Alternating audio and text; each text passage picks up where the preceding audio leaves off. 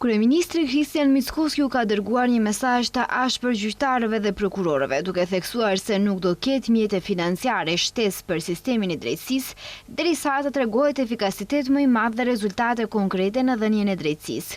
Deklarata e kryeministrit vjen pas raportit të fundit të Komisionit Evropian për gjendjen në sistemin gjyqësor, ku sipas tij janë evidentuar si gjëra pozitive ashtu edhe vërejtje serioze. Mickoski theksoi se institucionet në gjyqësor tashmë i kanë marrë kushtet e kërkuara sa i përket pavarësisë dhe çështjeve kadrovike, por tani priten rezultate. Nema da dobijat povike pare ako neko misli da ka... Nuk do të marrin para.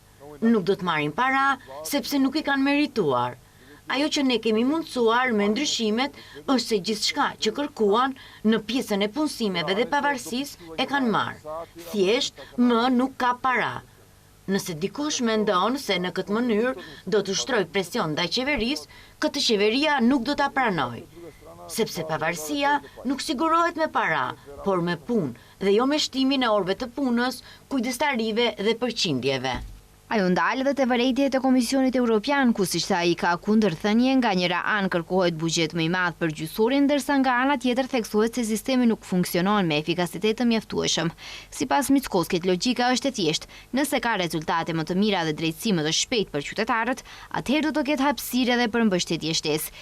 Kryeministri paralajmëroi se do të vazhdojë të kritikojë publikisht dobësitë në sistemin e drejtësisë dhe të kërkojë më shumë përgjegjësi nga gjyqtarët dhe prokurorët, sepse siç tha ai, qytetarët prej kohësh presin drejtësi më të mirë dhe më efikase.